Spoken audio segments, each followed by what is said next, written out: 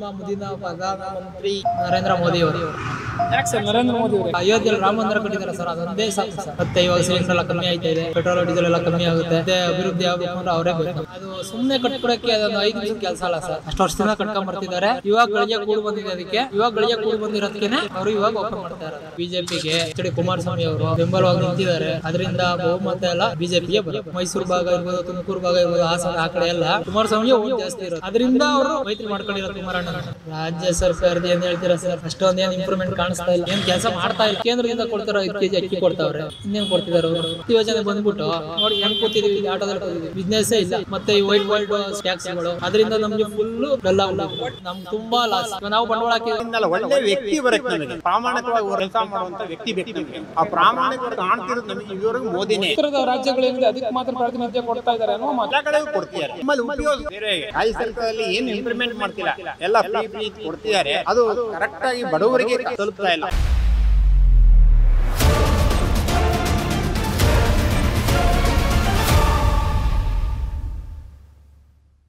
ನಮಸ್ಕಾರ ವೀಕ್ಷಕರೇ, ಕರ್ನಾಟಕ ಟಿವಿಗೆ ಸ್ವಾಗತ. ನಾನು ಜೋಯಲೇಗೌಡ್. ನಾವೀಗ ಬೆಂಗಳೂರು ಉತ್ತರ ಲೋಕಸಭಾ ಕ್ಷೇತ್ರದಲ್ಲಿದ್ದೇವೆ. ಇಲ್ಲಿನ ಜನ ಮತದಾರರು ಲೋಕಸಭಾ ಚುನಾವಣೆ ಬಗ್ಗೆ ಏನು ಹೇಳ್ತಾರೆ, ಯಾರಾಗಬೇಕು ತಮ್ಮ ಮುಂದಿನ ಪ್ರಧಾನಿ ಅಂತ ಹೇಳ್ತಾರೆ, ಅವರನ್ನೇ ಕೇಳೋಣ. ಕಳೆದ ಬಾರಿಗೆ ಈ ಒಂದು ಕ್ಷೇತ್ರದಲ್ಲಿ ಡಿ.ವಿ. ಸದಾನಂದ ಗೌಡರು ಲೋಕಸಭೆಗೆ ಆಯ್ಕೆಯಾಗಿದ್ದರು. ಈ ಬಾರಿ ಯಾರು ನಿಲ್ತಾರೆ, ಇಲ್ಲಿಂದ ಯಾರು ಕಾಂಪೀಟ್ ಮಾಡ್ತಾರೆ, ಹಾಗೆ ಯಾರು ಗೆಲ್ತಾರೆ ಅನ್ನೋದನ್ನು ಕೇಳೋಣ. ಜನಾಭಿಪ್ರಾಯ ಏನು ಅಂತ ಕೇಳೋಣ. ಸರ್ ನಮಸ್ತೆ, ನಿಮ್ಮ ಮುಂದಿನ ಪ್ರಧಾನಿ ಆಯ್ಕೆ ಯಾರು ಸರ್? ನಮ್ಮ ಮುಂದಿನ ಪ್ರಧಾನಿ ನರೇಂದ್ರ ಮೋದಿನೇ. ನರೇಂದ್ರ ಮೋದಿ ಅವರು ಯಾಕೆ ಸರ್? ಯಾಕೆ ಅಂದರೆ ಹಿಂದೂ ಸ್ಥಾನ ಉಳಿಬೇಕು, ನಮ್ಮ ಹಿಂದೂ ಸಂಸ್ಕೃತಿ ಉಳಿಬೇಕು ಅಂದರೆ ಅವರೇ ಬರಬೇಕು. ಬೇರೆಯವ್ರು ಬಂದರೆ ನಮಗೆ ತೊಂದರೆ ಆಗುತ್ತೆ. ಯಾಕೆಂದರೆ ನಮ್ಮ ಹಿಂದೂ ನಾವು ಇರಬೇಕು ಅಂದರೆ ಅವರೇ ಬರಬೇಕು ನಮಗೆ. ಓಕೆ, ಈಗ ಮೋದಿಯವರ ಸರ್ಕಾರ ಅಥವಾ NDA ಸರ್ಕಾರ ಏನಿದೆ ಅದನ್ನು ಸೋಲಿಸಲೇಬೇಕು ಅಂತ INDA ಏನು ಮೈತ್ರಿಕೂಟವನ್ನು ಮಾಡ್ಕೊಂಡಿದ್ದಾರೆ. ಅಲ್ಲಿಂದ ಪ್ರಮುಖವಾಗಿ ಈಗ ಕೇಳಿಬರ್ತಾ ಇರುವ 2 ಹೆಸರುಗಳು, ಒಂದು ರಾಹುಲ್ ಗಾಂಧಿ, ಇನ್ನೊಂದು ಮಲ್ಲಿಕಾರ್ಜುನ ಖರ್ಗೆ ಅವರದ್ದು. ಏನು ಹೇಳ್ತೀರಾ ಸರ್ ಈ ಬಗ್ಗೆ? ಯಾರಾದರೂ ತೊಂದರೆನೇ ನಮಗೆ. ರಾಹುಲ್ ಗಾಂಧಿಗೂ ಅವನಿಗೆ ದೇಶದ ಇದಾಗಿ ಇವತ್ತು ಪೇಪರ್ನ ಪ್ರಕಾರ ಅವರಿಗೆ ಜಾಸ್ತಿ ದೇಶಾಭಿಮಾನ ಅಷ್ಟೊಂದೇನಿಲ್ಲ. ಏನಂತ ಪ್ರಧಾನಿ ಆಗಬೇಕು ಅನ್ನೊಂದು ಆಸೆ ಇದೆ ಹೊರತು, ಅವರು ದೇಶಾಭಿಮಾನ, ನಮ್ಮ ದೇಶ ನಾವು ಕಾಪಾಡಬೇಕು ಅನ್ನೋದು ಅವರಿಗೆ ಯಾವುದೂ ಇದಿಲ್ಲ. ಇವ್ರಿಗೂ ಅಷ್ಟೇ ಅಧಿಕಾರಕ್ಕೋಸ್ಕರ ಅವರು ಮಾಡ್ತೀರಿ ಹೊರತು ಬೇರೆ ಏನು ನಮ್ಮ ದೇಶ ನಾವು ಉಳಿಸ್ಬೇಕು ನಮ್ಮ ಇದು ಅಂತ. ನಮ್ಮ ಮೋದಿ ಪ್ರಧಾನಿ ಇದರಿಂದ ಅವರು ದೇಶಕ್ಕೋಸ್ಕರ ಎಲ್ಲವೂ ತ್ಯಾಗ ಮಾಡಿದ್ದಾರೆ. ಆ ಥರ ಜನ ನಮಗೆ ಬೇಕು.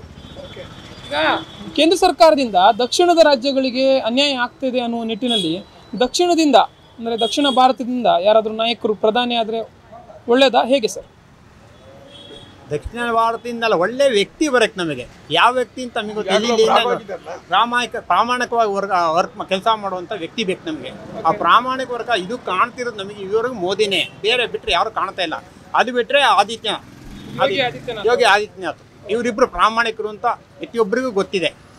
ನಾವು ಅವರು ಬೇಕಾದ್ರೆ ವಿರುದ್ಧವಾಗಿ ಸುಮ್ಮನೆ ಮಾತಾಡ್ಬೋದು ಹೊರತು ಅದೇ ಅವ್ರು ಪ್ರಾಮಾಣಿಕತೆ ಯಾರು ಇದು ಮಾಡೋದಿಲ್ಲ. ಅದಕ್ಕೆ ತಮ್ಮ ಸ್ವಂತಕ್ಕೋಸ್ಕರ ಏನು ಮಾಡ್ಕೊಂಡಿಲ್ಲ ಅವರು. ಹಾಗಿದ್ರೆ ನರೇಂದ್ರ ಮೋದಿ ಅವರಿಂದನೇ ದಕ್ಷಿಣ ಭಾರತದ ರಾಜ್ಯಗಳಿಗೆ ನ್ಯಾಯ ಸಿಗುತ್ತೆ ಅಂತೀರಾ? ಸಿಗುತ್ತೆ, ಖಂಡಿತ ಸಿಗುತ್ತೆ. ಅವರು ಒಂದೊಂದು ಸ್ಟೇಟಿಗೆ ಎಲ್ಲಾವುದೋ ಸ್ಟೇಟಿಗೂ ಮಾಡೇ ಮಾಡ್ತಾರೆ. ಎಲ್ಲ ಸ್ಟೇಟಿಗೂ ಮಾಡ್ತಾರೆ. ಅವರು ಹೆಚ್ಚಿನದಾಗಿ ಗುಜರಾತ್, ಉತ್ತರ ಪ್ರದೇಶ ಆ ಥರದ ಅಂದರೆ ಉತ್ತರದ ರಾಜ್ಯಗಳೇನಿದೆ ಅದಕ್ಕೆ ಮಾತ್ರ ಪ್ರಾತಿನಿಧ್ಯ ಕೊಡ್ತಾ ಇದ್ದಾರೆ ಅನ್ನುವ ಮಾತು. ಇಲ್ಲ, ಎಲ್ಲ ಕಡೆಗೂ ಕೊಡ್ತಿದ್ದಾರೆ. ನಮ್ಮಲ್ಲಿ ಉಪಯೋಗಿಸುತ್ತಲ್ಲಿ ಸೇವೆಗೆ. ನಮ್ಮಲ್ಲಿ ಏನಂದ್ರೆ ಕೊಟ್ಟು ಪ್ರಧಾನ ಇಲ್ಲ ಸೆಂಟ್ರಲಿಂದ ಏನು ಬರುತ್ತೋ ಅದನ್ನು ಉಪಯೋಗ ಕಂಡ್ರೆ ಇಲ್ಲೂ ಮಾಡ್ಬೋದು. ಇಲ್ಲೇನಂದರೆ ಇದು ಫ್ರೀ ಕೊಡ್ತೀವಿ ಅಂತ ಮಾಡಿಬಿಟ್ಟು ಜನಗಳಿಂದ ಇದು ಮಾಡಿಬಿಟ್ಟು ಮಾಡ್ತಾ ಇದ್ದಾರೆ. ಅದು ಬೇಡ. ಎಲ್ಲರೂ ಕಷ್ಟಪಟ್ಟು ದುಡೀರಿ. ಬಡವರಿಗೆ ನಿರುದ್ಯೋಗಗಳು ನೋಡಿಬಿಟ್ಟು ಯಾರು ಬಡವರಿಗೂ ಅವರಿಗೆ ಇದು ಮಾಡಲಿ, ದುಡ್ಡು ಕಾಸು ಕೊಡಲಿ. ಅದು ಬಿಟ್ಟು ಎಲ್ಲರೂ ಕೊಡ್ತೀವಿ ತಗೊಳ್ತಿರೋರು ಕೂಲಿ ಮಾಡೋರಿಗೆ ಯಾರಿಗೂ ಸಿಗ್ತಿಲ್ಲ, ಆಟೋ ಓಡಿಸೋರಿಗೆ ಸಿಗ್ತಿಲ್ಲ, ಯಾರಿಗೂ ಸಿಗ್ತಾ ಇಲ್ಲ. ಯಾರೋ ಒಬ್ಬರು ತಗೊಂಡು ಫ್ರೀ ತಗೊಂಡು ಓಡಾಡ್ತಿದ್ದಾರೆ. ಇದಕ್ಕೋಸ್ಕರ ನಮಗೆ ಅಂಥವ್ರಿಗೆ ಸಿಗುವಂಥದ್ದು ಮಾಡೋದು ಪ್ರಧಾನಿಯವರು ನೋಡಿಬಿಟ್ಟು ಅದೆಲ್ಲ ಕೊಡ್ತಾರೆ ಅಂತ ನಮ್ಮ ನಂಬಿಕೆ ಇದೆ. ಸರ್, ಕಳೆದ ಬಾರಿಯ ಲೋಕಸಭಾ ಚುನಾವಣೆಯಲ್ಲಿ ಈ ಒಂದು ಕ್ಷೇತ್ರದಿಂದ ಆಯ್ಕೆಯಾದಂಥವರು ಡಿ.ವಿ. ಸದಾನಂದ ಗೌಡರು. ಅದಕ್ಕಿಂತ ಹಿಂದಿನ ಒಂದು ಟೈಮಲ್ಲೂ ಕೂಡ ಅವರೇ ಆಯ್ಕೆಯಾದಂಥವರು 2014 ಮತ್ತು 2019ರಲ್ಲಿ. ಈ ಕಳೆದ 5 ವರ್ಷದ 5 ಬಾರಿ ಒಂದು ಇದನ್ನು ನೋಡಕ್ ಹೋದ್ರೂ ಕೂಡ ಒಂದು ಬಾರಿ ಕಾಂಗ್ರೆಸ್ ಬಿಟ್ಟರೆ ಸತತವಾಗಿ 4 ಬಾರಿ ಬಿಜೆಪಿ ಗೆದ್ದಂಥದ್ದು. ಸೊ ಆ ನಿಟ್ಟಿನಲ್ಲಿ ಈಗ ಮತ್ತೆ ಡಿ.ವಿ. ಸದಾನಂದ ಗೌಡರು ಏನಾದರೂ ಇಲ್ಲಿ ನಿಂತರೆ ಅಥವಾ ಡಿ.ವಿ. ಸದಾನಂದ ಗೌಡರ ಕಾರ್ಯವೈಖರಿ ಹೇಗಿದೆ ಈ ಕ್ಷೇತ್ರದಲ್ಲಿ, ಏನು ಹೇಳ್ತೀರಾ? ಇವಾಗ ಇಲ್ಲಿರೋದೇನೆಂದರೆ ನಮ್ಮ ಕ್ಷೇತ್ರದಲ್ಲಿ ಇವಾಗ ಗೋಪಾಲಯ್ಯ ನಮ್ಮ ಕ್ಷೇತ್ರದಲ್ಲಿ ಇದ್ದಾರೆ. ಅವರು ಒಳ್ಳೆ ಕೆಲಸ ಮಾಡ್ತಾರೆ. ಇವತ್ತು ಯಾರು ಅವ್ರ ಕೆಟ್ಟ ಹೆಸರು ನೀವು ವಿಧಾನಸಭಾ ಕ್ಷೇತ್ರದ ವಿಚಾರ ಹೇಳ್ತಾ ಇದ್ದೀರಾ?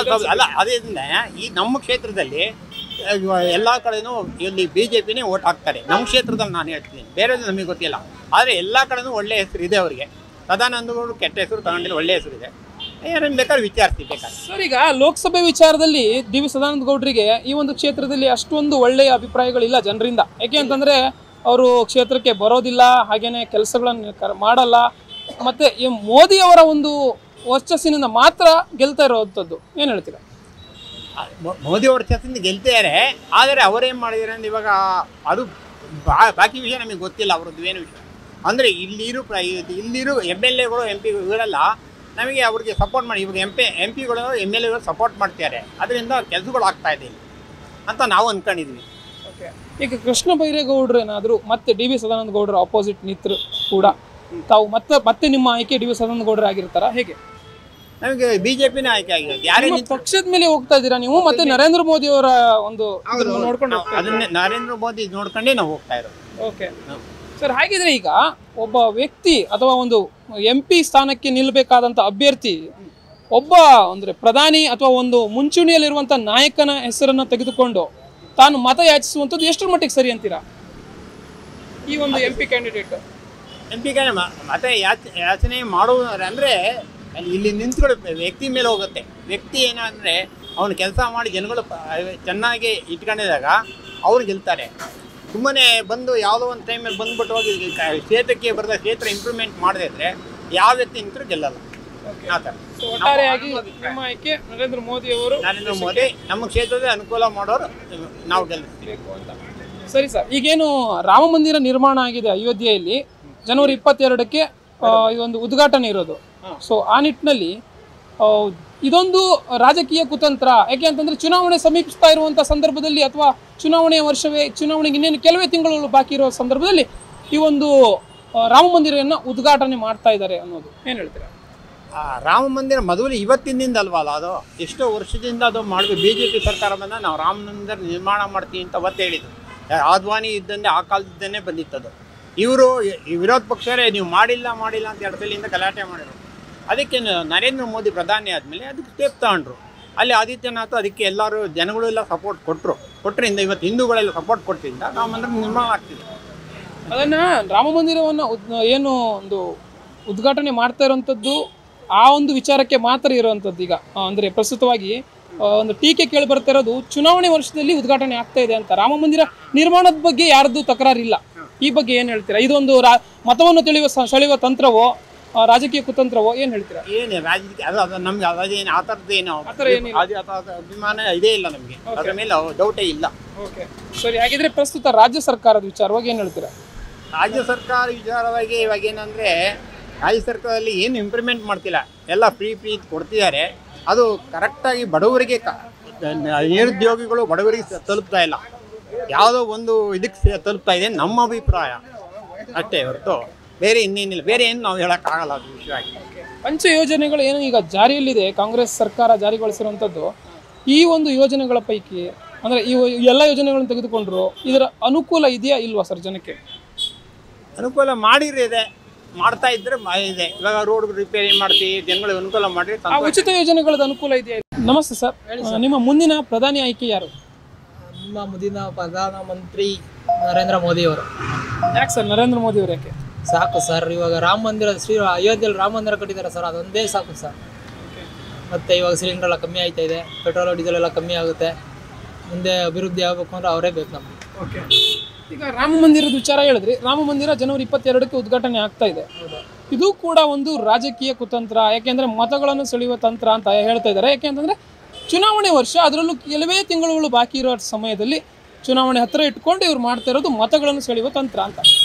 ಅದು ಸುಮ್ಮನೆ ಕಟ್ಬಿಡೋಕ್ಕೆ ಅದೊಂದು 5 ನಿಮಿಷದ ಕೆಲಸ ಅಲ್ಲ ಸರ್. ಅಷ್ಟು ವರ್ಷದಿಂದ ಕಟ್ಕೊಂಬರ್ತಿದ್ದಾರೆ. ಇವಾಗ ಗಳಿಗೆ ಕೂಡು ಬಂದಿದೆ. ಅದಕ್ಕೆ ಇವಾಗ ಗಳಿಗೆ ಕೂಡು ಬಂದಿರೋದಕ್ಕೆ ಅವರು ಇವಾಗ ಓಪನ್ ಮಾಡ್ತಾ ಇರೋದು. ಸುಮ್ಮನೆ ಕಟ್ಬಿಡೋಕ್ಕದೇನು ಒಂದು ಮನೆಯಲ್ಲಿ ಕಟ್ಟೋಕ್ಕಾಗಲ್ಲ ಸರ್. ಅದು ಖಂಡಿತ ನಿರ್ಮಾಣದ ಬಗ್ಗೆ ಯಾವುದೇ ಆದಂತಹ ಒಂದು ಟೀಕೆಗಳು ಅಥವಾ ಯಾವುದೋ ಒಂದು ಅಭಿಪ್ರಾಯ, ಕೆಟ್ಟ ಅಭಿಪ್ರಾಯ ಇಲ್ಲ. ಬಟ್ ಉದ್ಘಾಟನೆ ಮಾಡ್ತಾ ಇರುವ ಸಮಯ ಇದೆಯಲ್ಲ ಅಥವಾ ಸಂದರ್ಭ ಇದೆಯಲ್ಲ, ಅದು ಚುನಾವಣೆಗೆ ಹತ್ತಿರ ಇಟ್ಕೊಂಡು ಮಾಡ್ತಾ ಇದ್ದಾರೆ ಅಂತ. ಚುನಾವಣೆ ಇನ್ನೂ 2 ತಿಂಗಳು ಇದೆಯಲ್ಲ ಸರ್, ಈಗ ಓಪನ್ ಆಯ್ತಾರ ಇನ್ನೂ 2 ತಿಂಗಳು ಬ್ಯಾಲೆನ್ಸ್ ಇರುತ್ತಲ್ಲ ಸರ್. ಅದೇ ಹತ್ರದಲ್ಲಿ ಇಟ್ಕೊಂಡು ಮಾಡ್ತಾ ಇದಾರಲ್ಲ ಅಂತ. ಆ ಥರ ಏನಿಲ್ಲ ಸರ್, ಅವಾಗಿಂದ ಕಟ್ಕೊಂಡ್ ಬಂದಿರೋದು ಇವತ್ತು ಆಯ್ತಾ ಇರೋದು.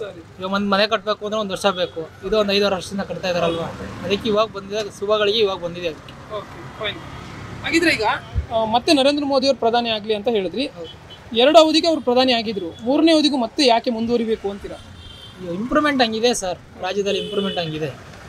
ಬೆಂಗಳೂರು ಮೈಸೂರು ಹೈವೇ ಇರ್ಬೋದು, ಎಲ್ಲ ಇಂಪ್ರೂವ್ಮೆಂಟ್ ಚೆನ್ನಾಗಿದೆ, ಅದಕ್ಕೋಸ್ಕರ. ಹಾಗಿದ್ರೆ ಈಗ ನರೇಂದ್ರ ಮೋದಿ ಅವರ ಸರ್ಕಾರವನ್ನು ಸೋಲಿಸಲೇಬೇಕು ಅಂತ INDA ಎನ್ನುವ ಕೂಟವನ್ನು ಮಾಡ್ಕೊಂಡಿದ್ದಾರೆ.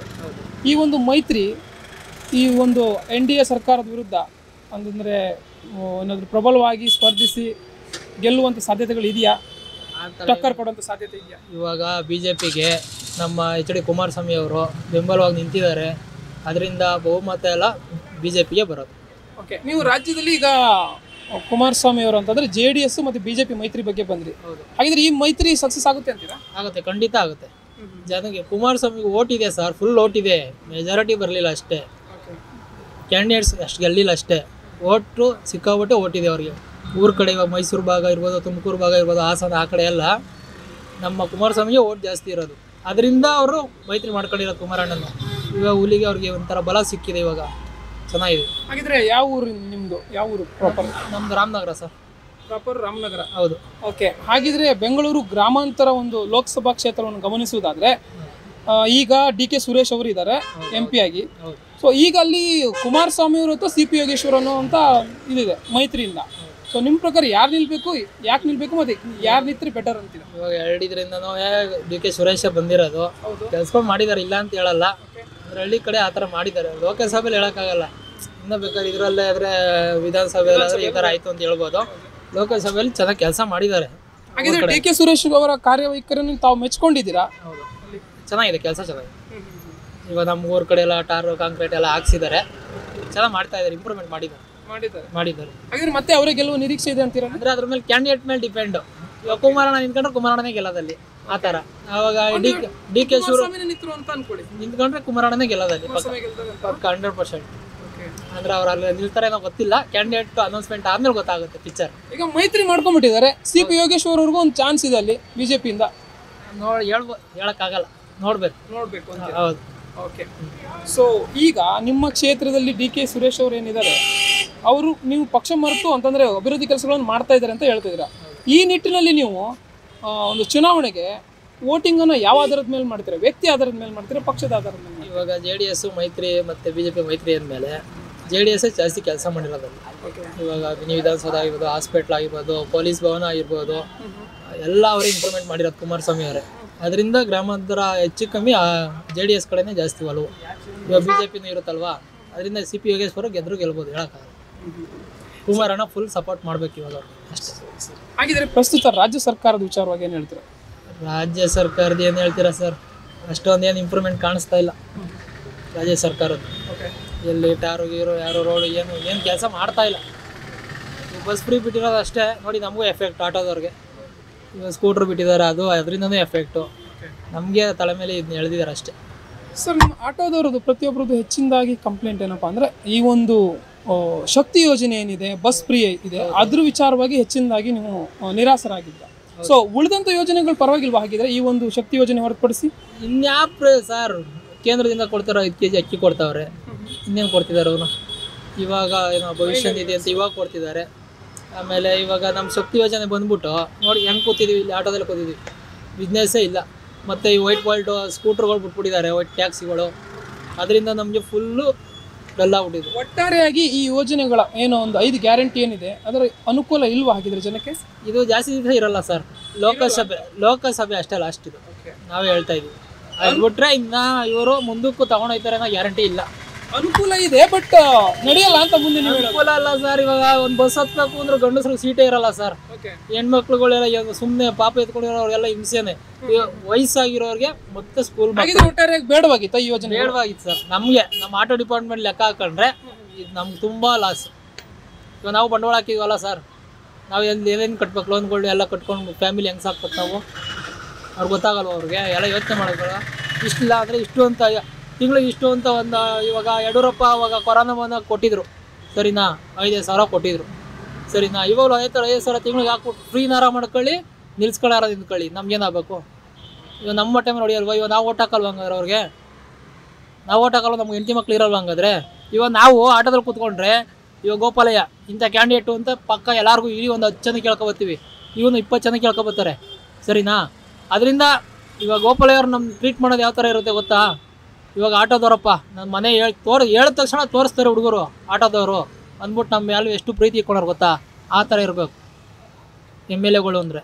ಇವಾಗ ಇವರು ಹೌದು, ಇವಾಗ ಆ ಥರ ನಮ್ಗೆ ಇವಾಗ ಏನೇ ಫಂಕ್ಷನ್ ಆದರೂ ಎಲ್ಲ ಸಪೋರ್ಟ್ ಚೆನ್ನಾಗಿದೆ ಅವ್ರದ್ದು, ಆ ಥರ ಇರಬೇಕು ಸರ್.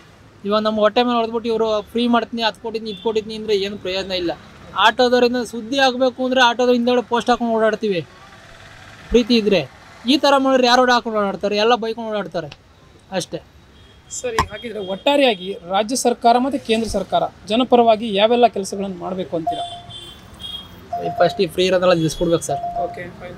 ಇವಾಗ ಊರ ಕಡೆ 10 kg ಕೊಡ್ತೀನಿ ಅಂದ್ರೆ 5 kg ಕೊಡ್ತಾವ್ರೆ, ಅದರಲ್ಲಿ 3 kg ಅಕ್ಕಿ ಕೊಡ್ತಾವ್ರೆ, 2 kg ರಾಗಿ ಕೊಡ್ತಾವ್ರೆ ಅಷ್ಟೇ. ಇವ್ರ ಕೈಯಿಂದ ಏನು ಕೊಡ್ತಾ ಇಲ್ಲ. ಅಲ್ಲ, ಫ್ರೀ ಕೊಡ್ತಾವ್ರೆ ಅಂದರೆ ಯಾರ ಮನೆಯಿಂದ ಏನು ಕೊಡ್ತಾ ಇಲ್ವಲ್ಲ? ನಮ್ಮ ದುಡ್ಡು ಇವಾಗ ನಮ್ಮ ಟ್ಯಾಕ್ಸ್ ನಮ್ಮ ಮೇಲೆ ತಲೆ ಮೇಲೆ ಹಾಕ್ಬಿಟ್ಟೆ ಅವ್ರು ಕೊಡ್ತಾ ಇರೋದು ಅಷ್ಟೇ. ಇನ್ನೇನು ಬೇರೆ ಇನ್ನೇನು ಕೊಡ್ತಾ ಇಲ್ಲ ಅವರು. ಅದ್ರಲ್ಲಿ ಮಾಡ್ರೆ ಅಲ್ಲೇ ಲಾಸು ಅಂತವ್ರೆ, ಅದನ್ನ ಹೇಳೋದು. Thank you. ಓಕೆ. ಎಸ್ ವೀಕ್ಷಕರೇ, ಇದಾಗಿತ್ತು ಲೋಕಸಭಾ ಚುನಾವಣೆ ಬಗ್ಗೆ, ಹಾಗೆಯೇ ರಾಜ್ಯ ಸರ್ಕಾರದ ಬಗ್ಗೆ, ಹಾಗೆಯೇ ಮುಂದಿನ ಪ್ರಧಾನಿ ಯಾರಾಗಬೇಕು ಅನ್ನೋ ಪ್ರಶ್ನೆಗೆ ಜನರ ನೇರವಾದ ಮಾತು. ಕ್ಯಾಮ್ರಾ ಪರ್ಸನ್ ಸಂದೀಪ್ ಜೊತೆ ಜಯಲೈಗೌಡ್, ಕರ್ನಾಟಕ ಟಿವಿ, ಬೆಂಗಳೂರು.